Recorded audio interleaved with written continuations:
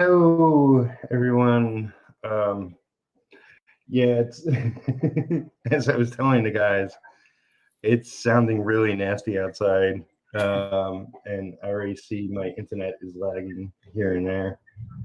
But I'll bear with it as best I can. um, Welcome to Making Comics and Art. I will say the last couple of thumbnails that people have been seeing, that is done by Christopher Martinez, otherwise known as Comics with Chris. He's no longer doing comics, but he's taking up some graphic design, I believe. Anyway, I got a link for him down below.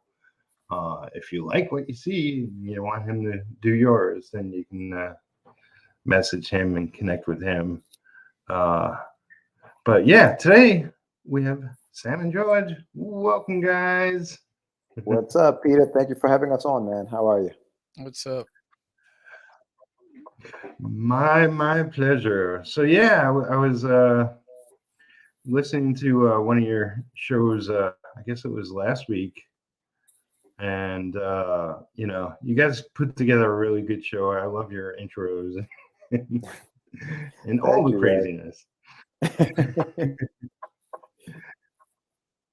Thanks, brother. But for anybody watching us right now that don't know either one of you, why don't you introduce yourselves and tell us what you're all about? All right, sure. Well, my name is Sam, the crazy man, Vera. Um, I host the Catch the Creed podcast. I'm also an independent artist and creator. If anybody knows me from the old days, my imprint was Crazy Comics. Been doing comics since '05, '03 in the background, in the lab, cooking things up for launch in '05. Um, and created Catch the Craze podcast to support independent creators and get their um, give them a platform to share with our audience who they are and what they do as well.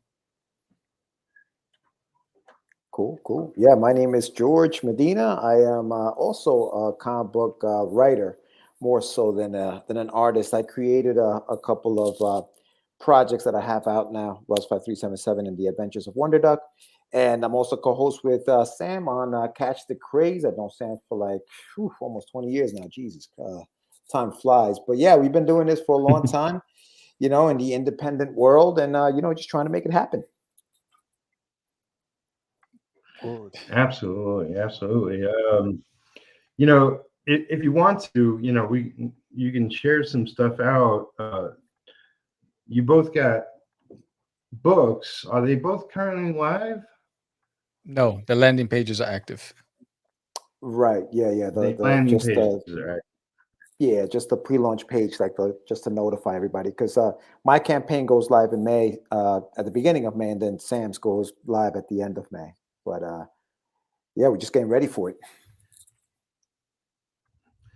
Awesome. So, is there anything you've learned throughout your years that you're going to apply this time around? What haven't we learned? It's like Oh I man. think the biggest thing, the biggest takeaway I learned, uh, it's finish what you start. That's the most important lesson. Finish what you start. Um, um, and be confident with what you finish with the end product. If you put all the energy and time you need, um, don't worry about anybody else's time on you. Make sure you're able to do it in the time that you can, and finish it. Because you'll be better off emotionally. That, hey, you know what, I started this project and I finished it. Yeah. For me, I mean, the lessons for me have always been, don't promote unfinished work. Make sure that you finish your work before you can actually go out there and start pushing it, promoting it, telling people about it. Because as indies, we always learn, there are people always ask, so where's the second issue coming out? And it's like, I just finished the first. I never even thought about doing a second. So it's just about completing the work. And, much to Sam's point, just finish what you start and get it out there. But I think that's one of the things I learned, just not having finished product and starting something because I'm so excited. I'm new to this. and then I get to it and I'm like, oh, where do I go from here? Like there's no plan. So I think having a plan was also very important for me. Word. Yeah, I mean, like I would love to do that, just promote stuff that's done, but Hmm. I'm juggling too many projects currently, and people are coming after me for work as well. It's like I'm just promoting stuff as I get pages done. Like, Yeah, that page looks like, here's crazy. another page. Yeah, I'm all over the Jeez, place. that's Uh, awesome.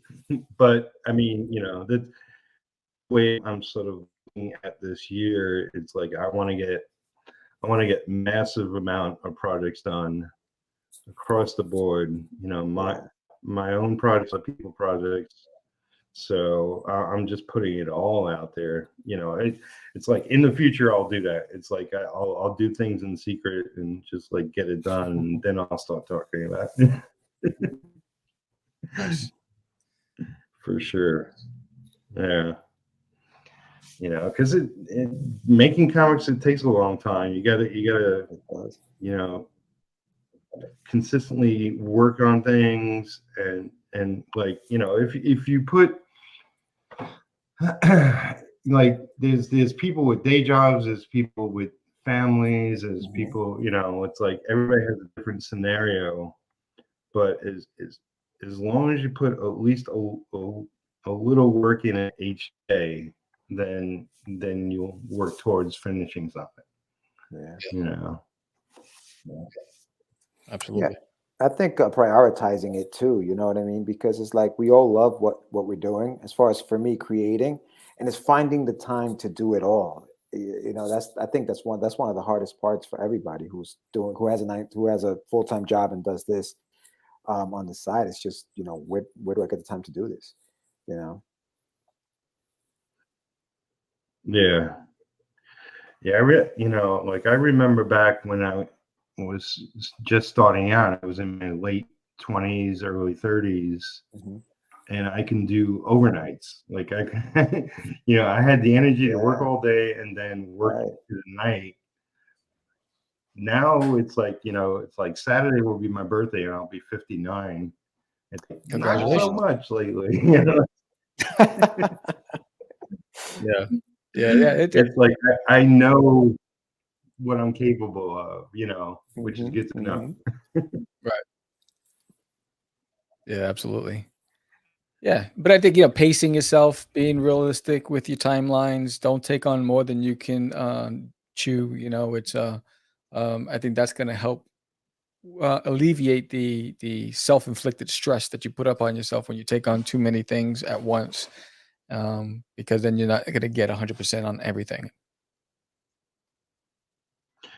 Yeah, I mean, it's like I used to have the philosophy of I'll just take on one job, finish the job, and then go look for the next job. And that there's too much time in between jobs that I wasn't getting paid. So you do have to manage your time smartly, and your projects and your work, Yeah. depending on if you're full time or part time, or whatever your scenario is. Right.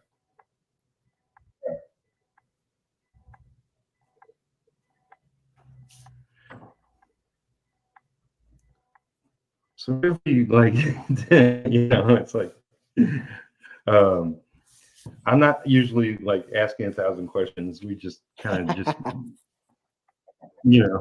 go casual here. Oh yeah. No, I'm Uh, looking at that page, Peter. Like that page looks very intricate.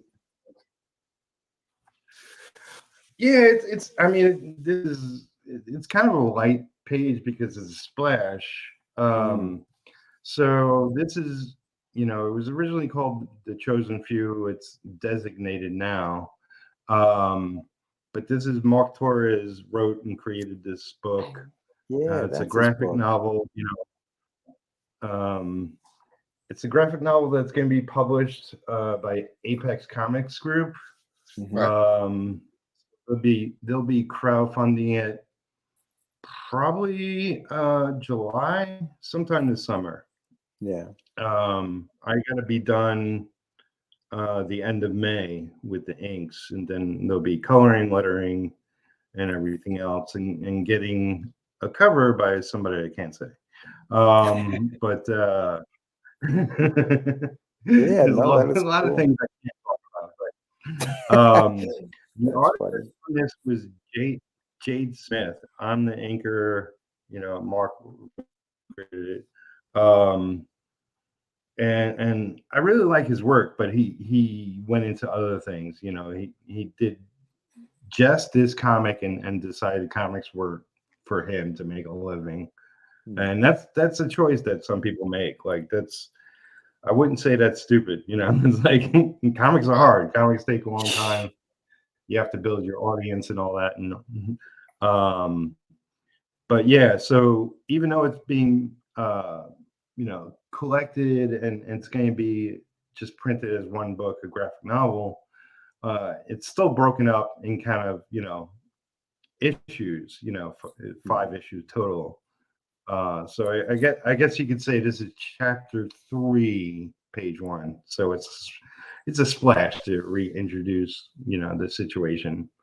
But it's really fun work, and having a blast on it. I just got to make sure I make the deadline. Yeah, As with those everything. deadlines. Yes, it's funny you mentioned this book, Pete, because I actually read the first issue that Mark put out for this thing. I found it. I think it was like I ordered on Indie Planet or something, and it's a really good book. It's actually Yeah.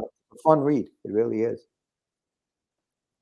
Yeah, he did a really good job, and it was sort of, there's a whole story to it. I was paid back in 2006 for it, but then it's like he wanted to go and print it, like so he actually took it off me and gave it to another inker. Unfortunately, that inker held on to the pages for 10 years. Wow. And it finally came back to me. Yeah, but through it all, now we have a publisher rather than self-publishing. Apex Comics Group is then publish it, and they've been doing a lot of Indiegogo campaigns and whatnot for new books. With a lot of like sort of classic Marvel artists involved and whatnot. So it's going to find a home, and I just I'm not sure who's coloring it, but I just hope they do a good job.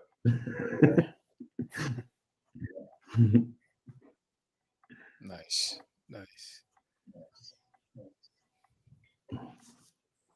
How many pages is this graphic novel?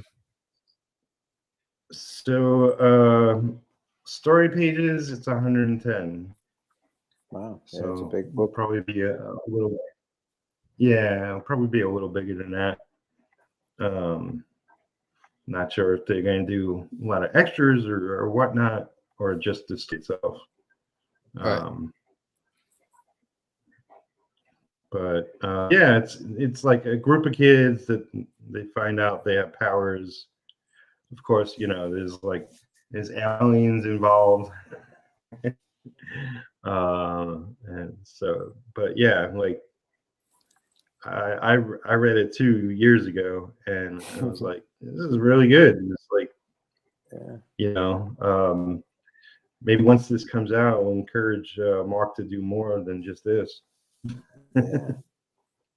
Yeah, but it just goes to show how long it takes to put some of these projects together, for different reasons, whether the artist, goes away, the writer just, starts writing or whatever. It's always it's tough. It's not easy to create comics.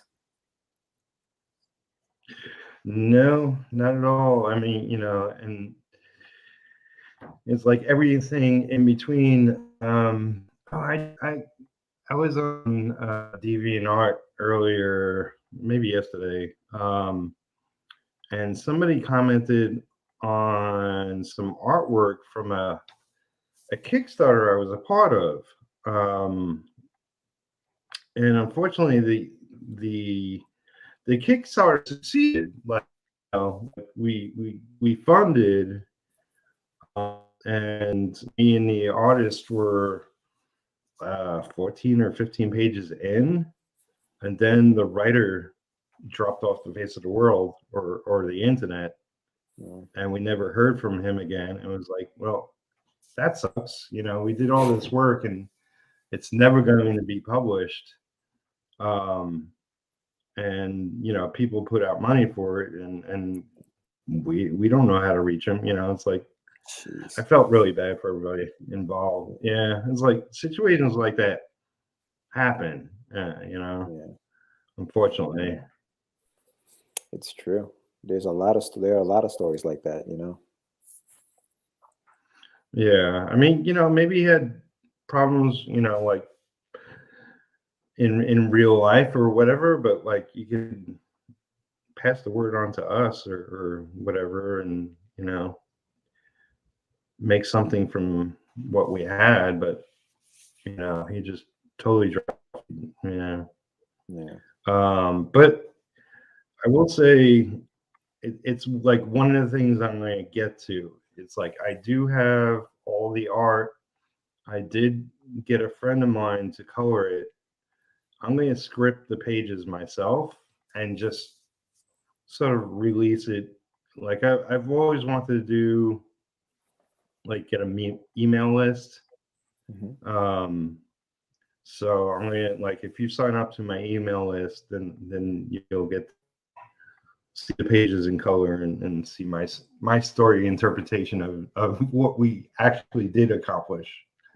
And then I figured I'll write like more like novel style. I'll just finish off the story. Yeah, makes sense. So yeah, like our time comes to something at least.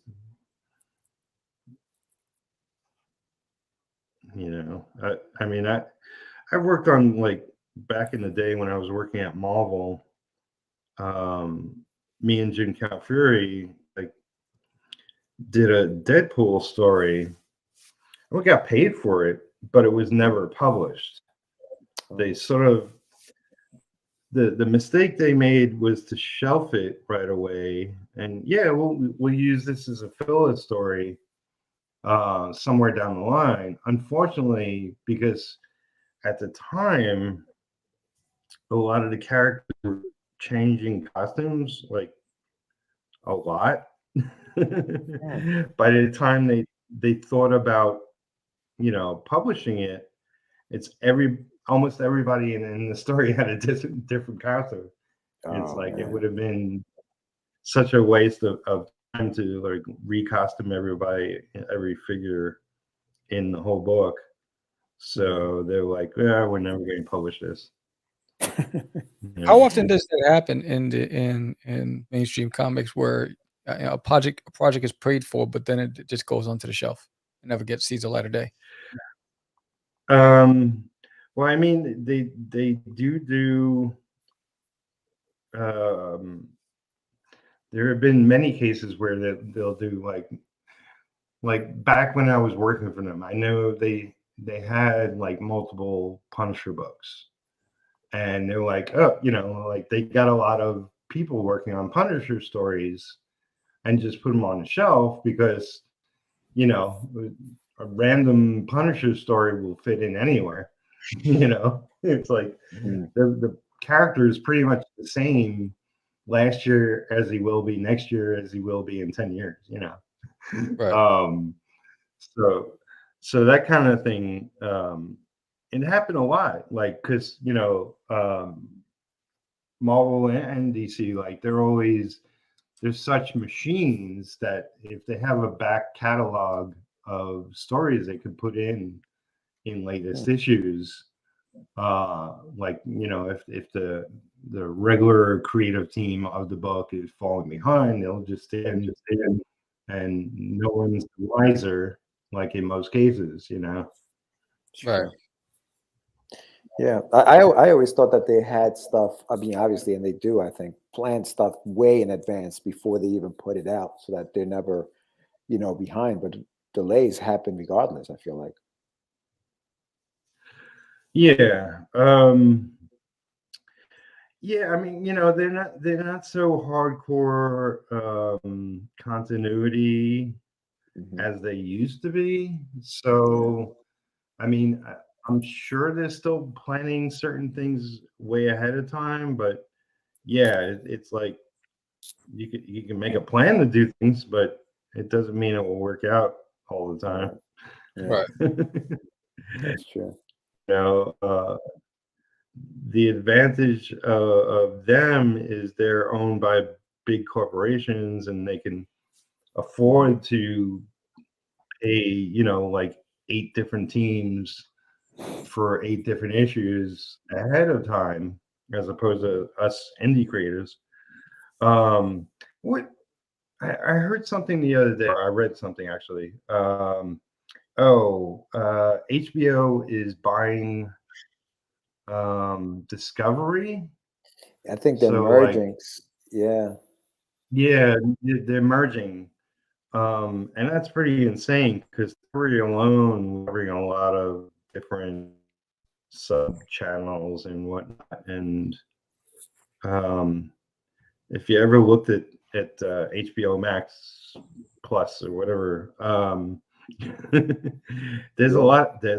a ton of movies and shows on that already. Yeah, But it's funny. I was reading an yeah, article this morning about that where they were talking about, so basically, yeah, Discovery is they're merging with Warner Media. They're merging together. So now they have right, two, because Discovery Plus is also a streaming channel, and they have like yeah, they have TLC and all these other networks, and they have their own catalog of shows. And HBO Max obviously has its own catalog of shows. And now they're trying to figure out whether it's going to be like a bundle thing or if they're just going to merge the two together and you're only paying one fee. So they're trying to still figure it out while these mergers are going on. And it's like, I don't even know what they're going to do. It's kind of insane. yeah, man. It's like there's more TV than any one person will be able to watch in a lifetime. And Mm-hmm. you know, this was true. This was true like 30 years ago, but now it's like you blink and there's 18 new shows.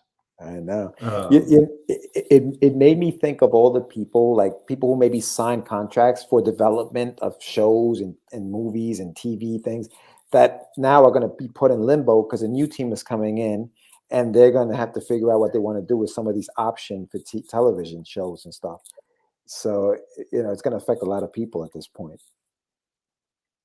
yeah, you know, I'm not the kind of person that says, "Oh, well, there's all these streaming services and movies out there, and that's going to take away from my independent comic, you know, making better sales and so forth."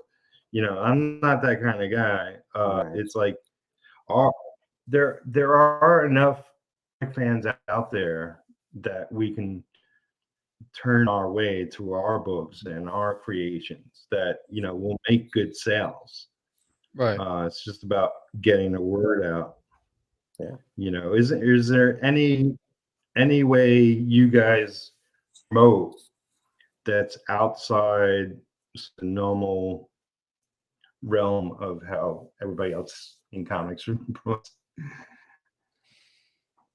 No, I just think we're just aggressive. I think we use all the same social media platforms. I know I use a lot more than most people. I think I'm on 12 different social media platforms.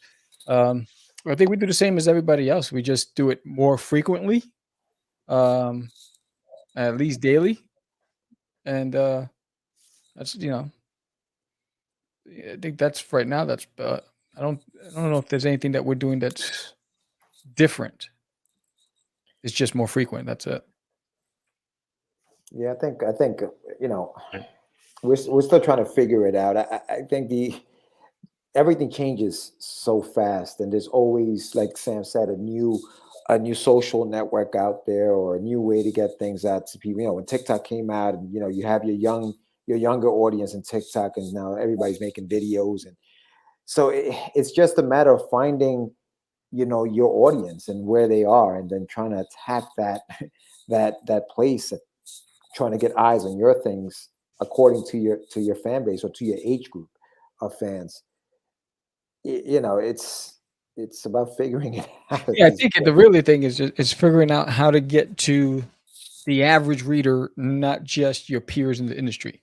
I think we all use the same groups and circles. I think, what we're trying to figure out is how do you get to the actual consumer? Um, that's the enigma right now. That's the missing link for us.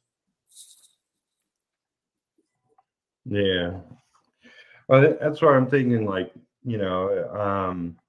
I'll get my book done this year, which is retro, and I'll use all the normal means that I have been for years, Facebook, Twitter, Instagram, YouTube.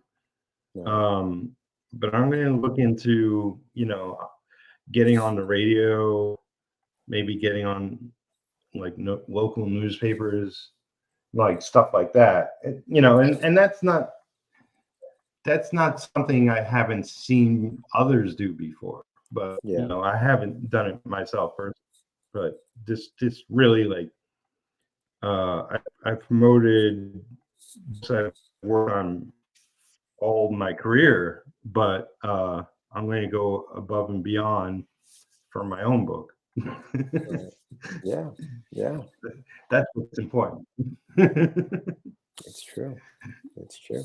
I think you got to be, I Yeah. guess, to your point, you got to be where most people aren't. Sometimes, you got to, because it gets really crowded in some of the channels that we all use, Yeah. and so we try to you got to kind of step outside of those channels and see if you can find your audience somewhere else. Sometimes. Yeah. I think everyone's playing in the same Yeah. sandbox. It's It's like, all right, crowded. we got to get to the other park. So I think that's the challenge right now. Social media is a overly populated place, and I think for the average person, it could be just a lot of the same. After you see certain, you have to have an image or a graphic or a pitch that's going to stand out, and you just and it's just you don't know which one's gonna stick. I play with a lot of different graphics when I'm doing posts and see which one gets the most attention versus and which one don't, what color schemes, what hashtags. I mean, you just gotta study the game in order to get better at it. Yeah. It's like I remember back when there was the National Lampoon magazine, and the most popular cover, at least from my point of view, seemed to be like the cover with the dog with the gun to his head. Mm, um, that might be offensive nowadays, but it was an effective cover. mm, Right. yeah. Yeah, and um, I know that, like, part of the trick is, like, just being persistently putting the same word out, because with algorithms and the way sites work, Yeah. um, I know there's like tons of people that, like, after the fact of you doing a crowdfunder or anything of that sort, will come to you and say, I didn't even hear about it. I didn't see Yeah. anything, Yeah. So true. I know. Months after you've launched your campaign and it's over, people are like, "Oh, wait, when did this come out? I didn't know Oh, this was out already." Yeah. Instagram is infamous for that. I have multiple accounts on Instagram, and I'll get an alert 2 weeks after I posted on one different account. Hey, Catch the Craze just posted a new image. It's like that was 2 weeks ago. Yeah, I did that So already. yeah. So I think again, it's just more and more people using the platforms. Right. So it's just I don't know how much information these the algorithms can handle, but it's definitely slowing down versus Mhm. whereas a few years before COVID, it was faster.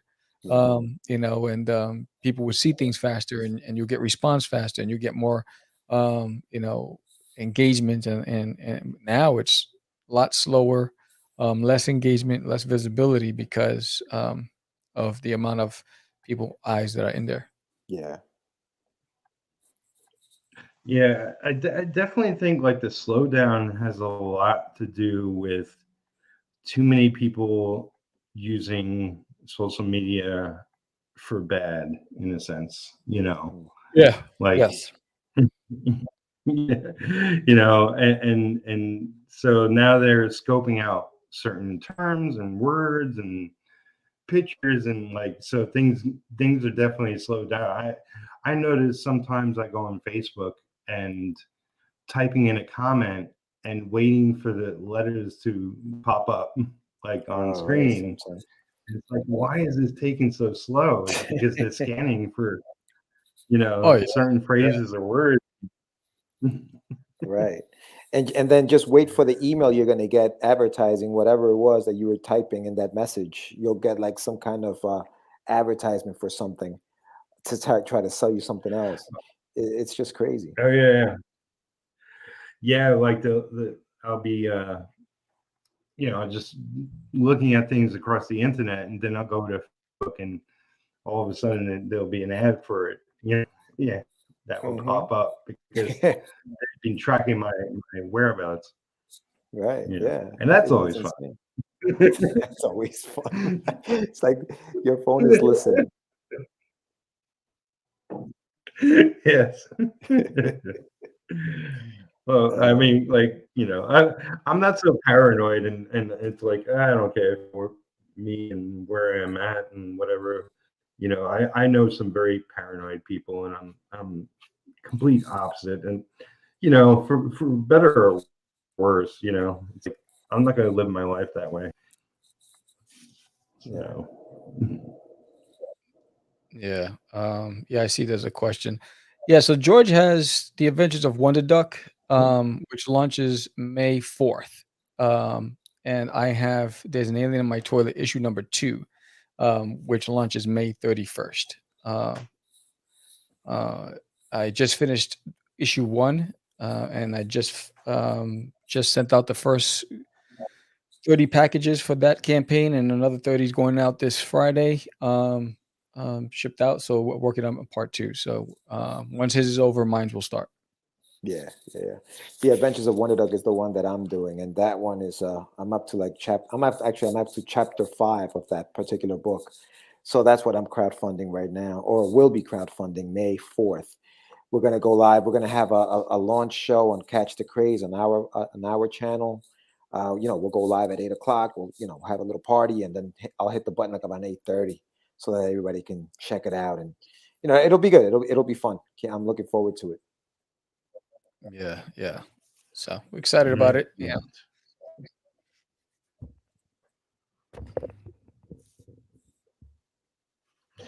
Peter, It should you said be. your book retro.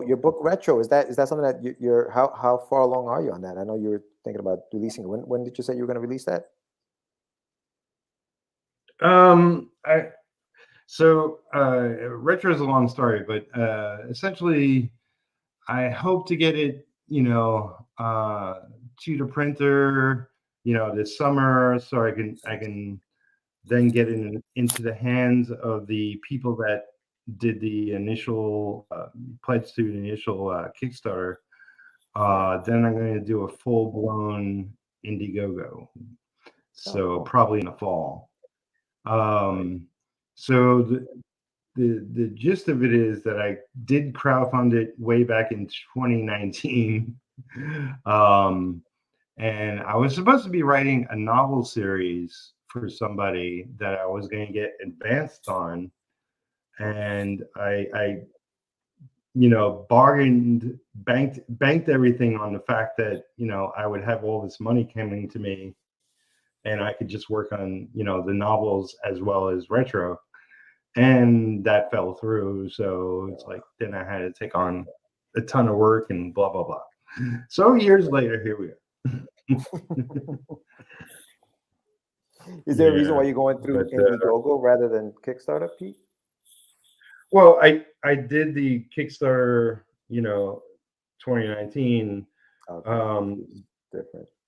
and so I figured that that's going to be my system. I'm going to do a quick Kickstarter for every book, and then I'm going to do an extended Indiegogo. Gotcha. So, depending on what you preference you have, I'll be on both. You just have to pay attention. Mm. Yeah, people get. I mean, and you you have to be know, on top of it because with the, like you said, the algorithms, you don't know when they're going to get the message that you're on those platforms. It's kind of crazy. yeah, well, which is why I want to do a mailing list so that, Yeah. people can, get emails about updates and upcoming crowdfunders and everything else I got going on. It's like Right. right now I have books that are crowdfunding. I have other books that I worked on that were published, in recent months. Right. Um, and I'm way too busy to make a full list, but I will get around to it. So people can track, like, even if I just did a pinup in somebody's book, and if my fans want to know, then Right. I'll make a full list of everything. You know. That's cool. Yeah.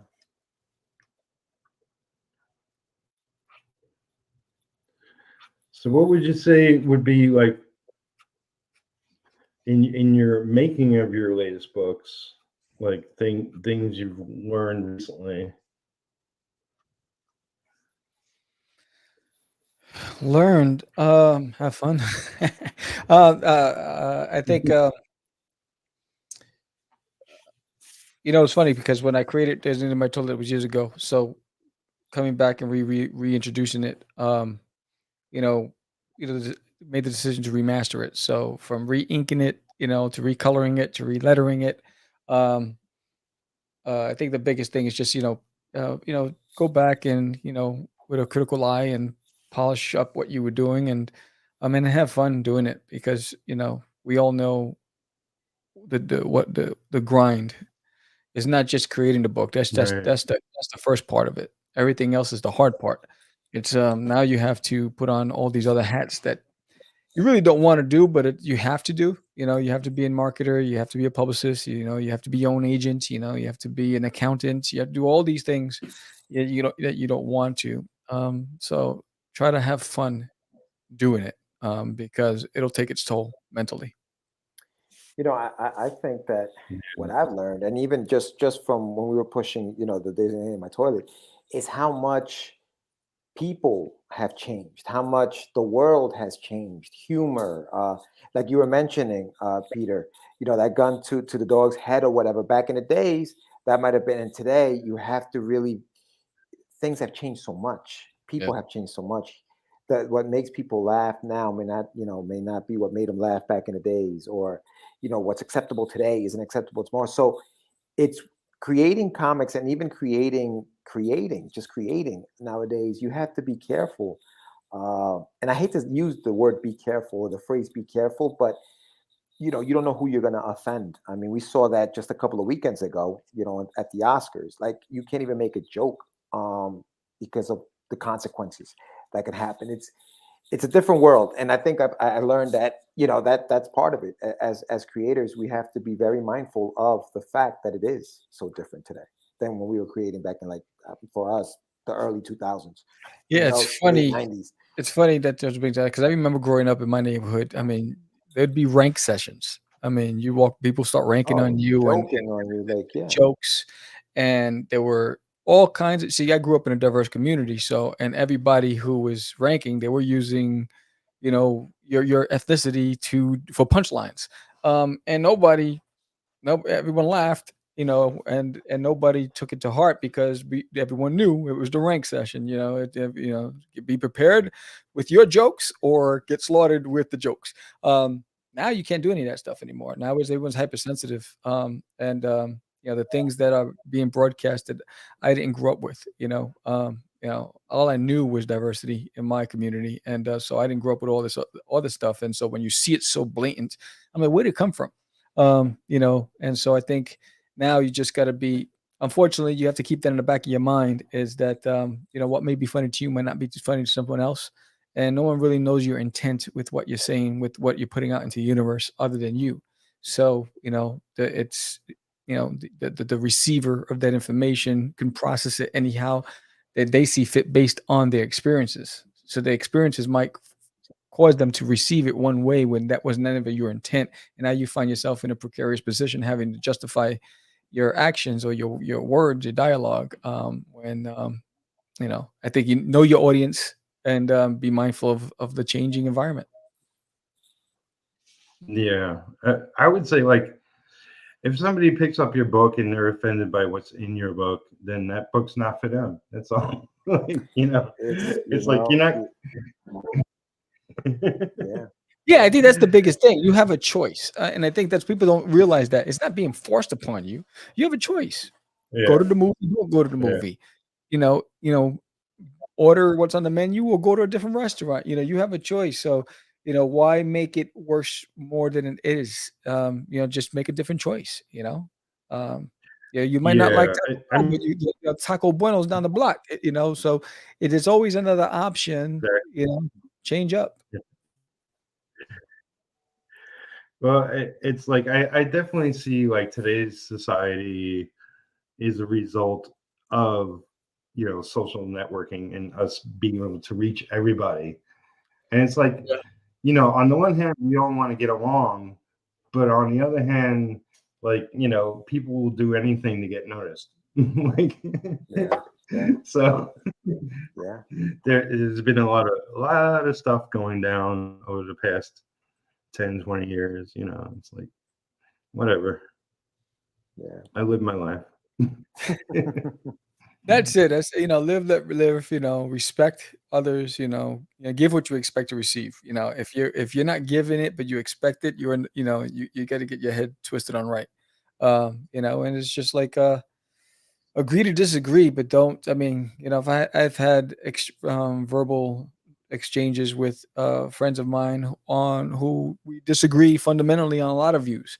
But we respectfully disagreed, and we respected each other's point of view. We listened. We asked questions. We tried to understand the other side, and we moved on. It might not have changed our opinion, but at least we had the dialogue, and we went back and had a beer. That's it. You know. You Yeah, know. You don't need to get angry. yeah, no, totally. Life is too short for some of the stupid stuff that goes on. For Absolutely. sure. So have fun. Yeah. Make comics. Have fun. Have fun. Make comics. Make anything. Create.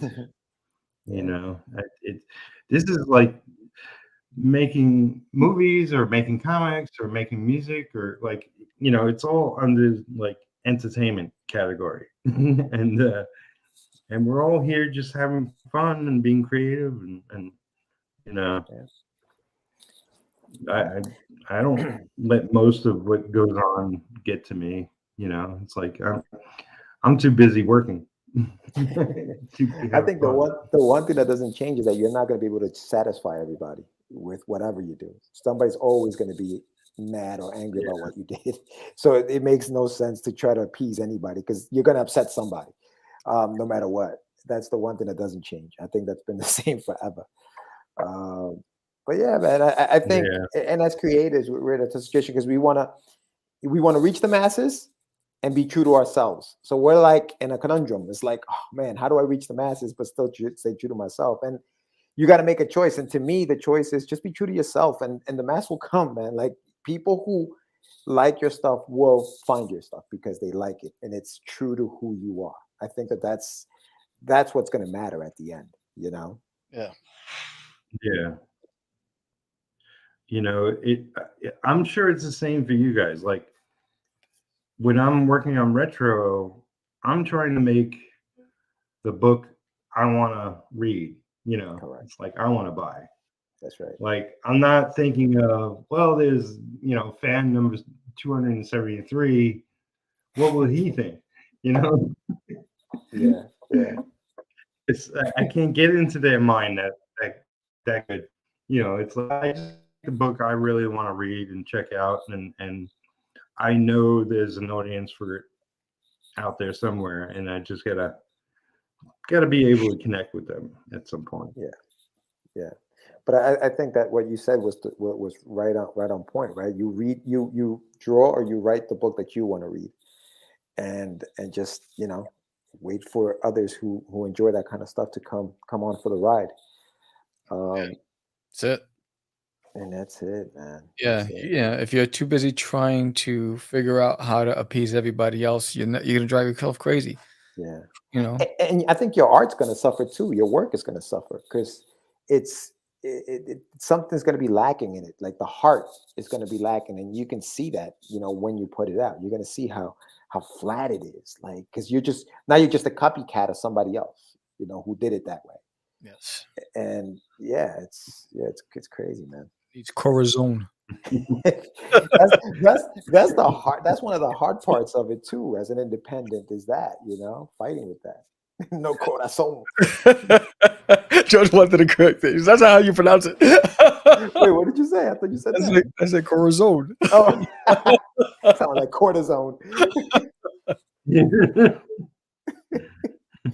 Oh, man. Well, it's like I think of it like when we were little kids and we're trying to do things that like will make our parents happy. That's one thing. Right. It's like Right. once you get older, like you can't live for other people. You got to live for yourself. And it's like, and as creatives, it's like, if Stephen King was to like every day go online, like, oh, I wrote this chapter. What do you think? Should I change it? Should I trash it? And like, if he did that, he'll never finish a book. Never. Like, Never. You're so right. Because he'd get like 15 different opinions about the same thing. And they'd be like, what? Never mind. I'm just not going to do it. I'm just not going to do it now. Yeah. Yeah. So true. So, the creative process, whether you're doing it solo or you're doing it as a group, it's essentially you're creating a vision. And, there have been situations in comic history like where changes have been made that make sense. Like, for example, Ben Reilly was once Spider-Man. And that was a story that was a clone of Peter Parker or whatever it was. It was a story that didn't go over well. And Marvel decided, because of fan input, to change the direction they were going.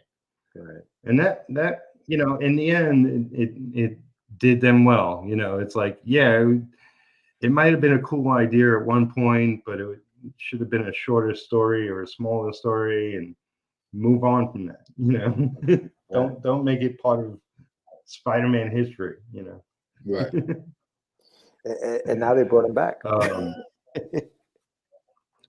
Yeah, well, it's like at this point there's nostalgia for the character.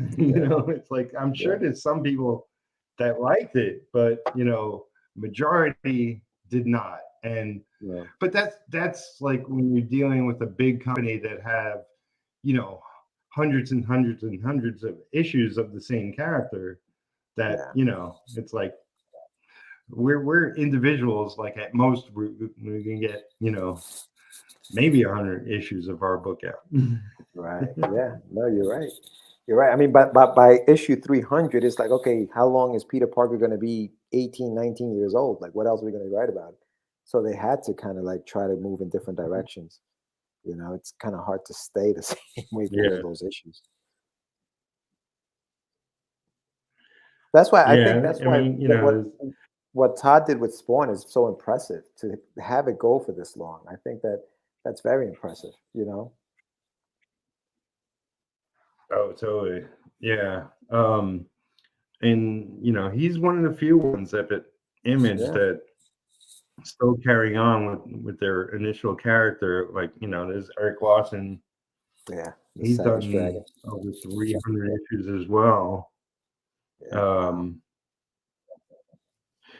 he's done it in real time. So like it's really changed what it originally was. Right, that's true. Yeah. And he's been the penciler, inker, colorist, writer. Like, hasn't he been doing like most of it for the whole run, right? Yeah. And in fact, now he's on top of Savage Dragon. He's doing Ant. Yeah, he's got Ant.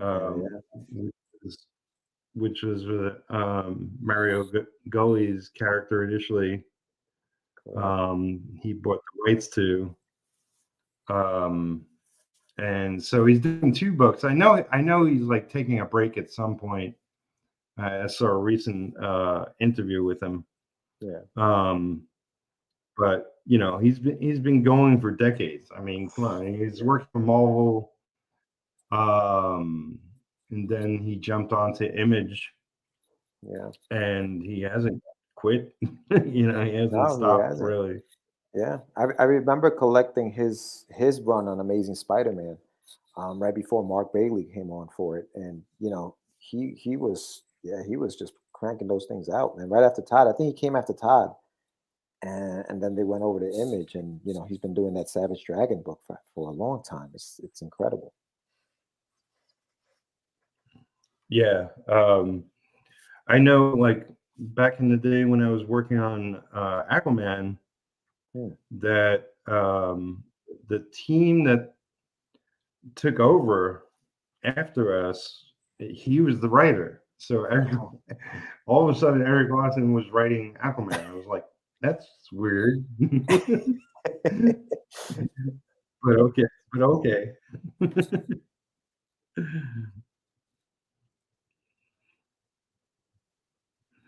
But yeah, my one intention is to make the best book that I would pick up for sure.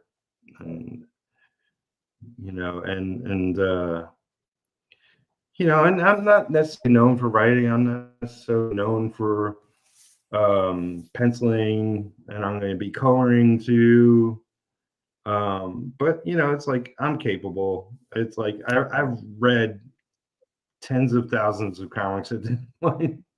It's like I kind of know how to tell a decent story. There you go.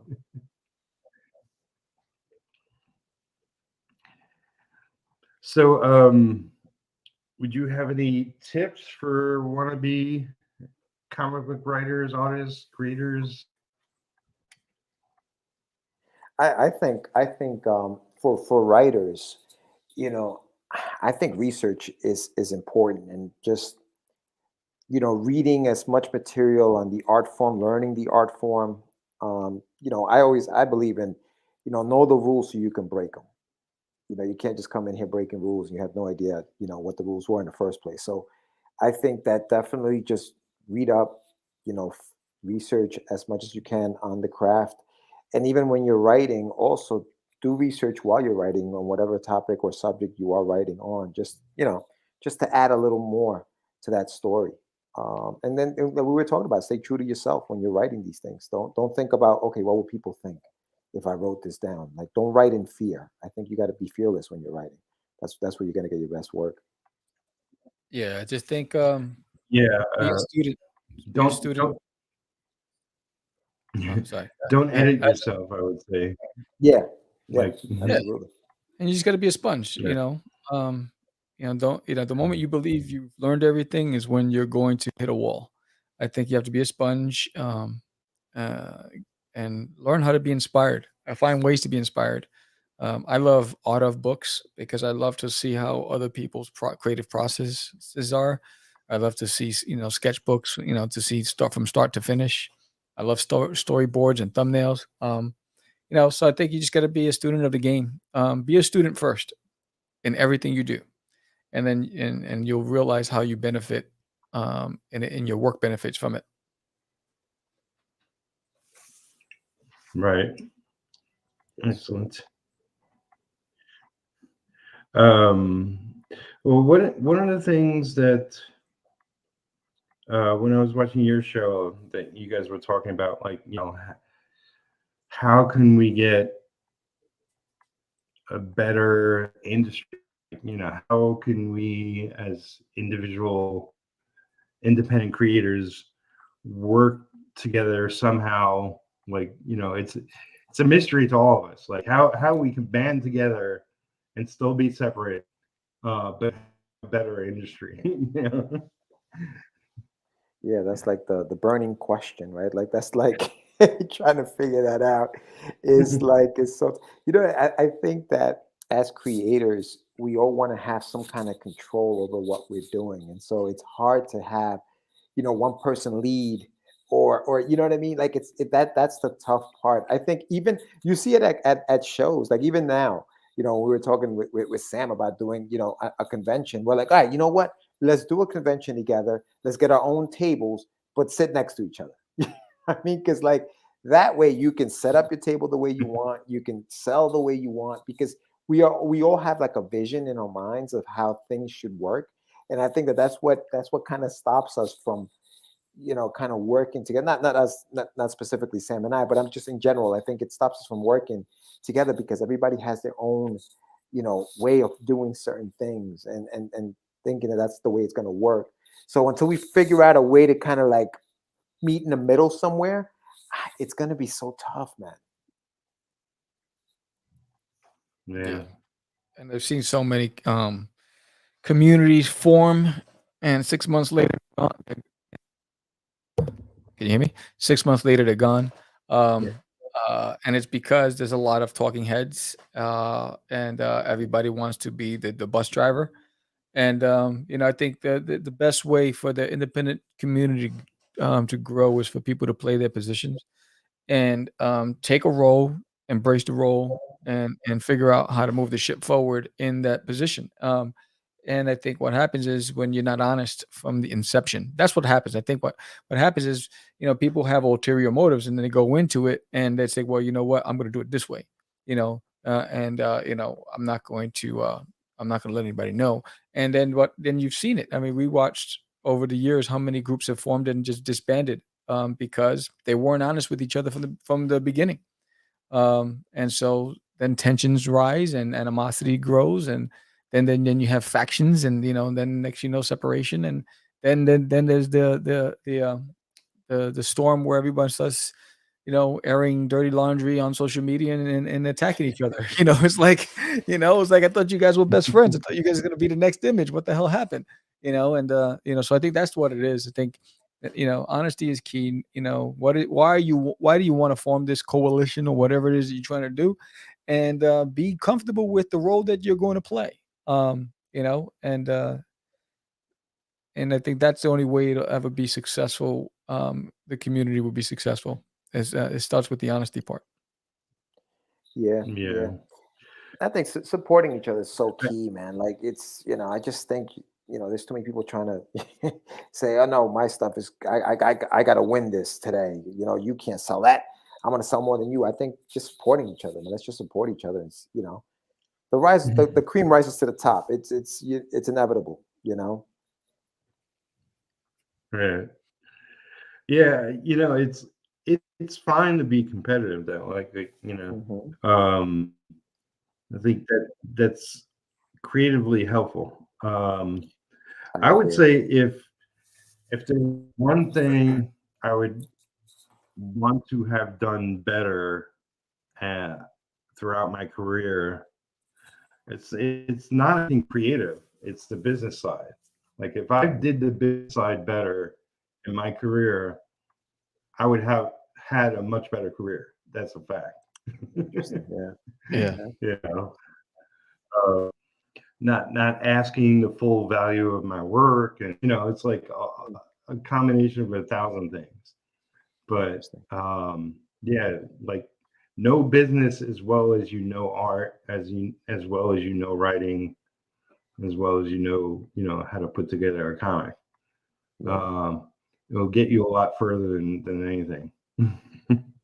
So true, man. I think, and we were talking about Todd earlier, and I think that's what set Todd apart, right? His business mind is what kind of, led him to where he is now. It's just the way he looked at this as a business. He always talked about not just staying in comics, but doing, whether it's, obviously the movies, the shows, the toys. He always talked about that kind of stuff. And yeah, so yeah, that's a good point there, Pete. And don't be afraid to fail. I Yeah. mean, you got to embrace the possibility of failure. You know, you're gonna make mistakes. You know, no one's flawless, and and everyone's gonna make a mistake. And bounce back from it quick. Don't relish in it. Don't over traumatize it. Learn from it, move on. And because when you fall into that whole role of self pity, the world's still moving beyond past you. So you have to get back on that train and keep moving forward. I think that's what made Todd special. He wasn't afraid to fail. Yeah. I also Yeah, going I back. mean, Go ahead, Pete. yeah. No, I was gonna say Well, I you, was you're gonna making say, a we're you're delayed. yeah, no. No, but go ahead. What were you gonna say? You go. No, I was just gonna bring it back to your point of competition is good, and I think there's such a thing as healthy competition. I think you have to have competition without malice.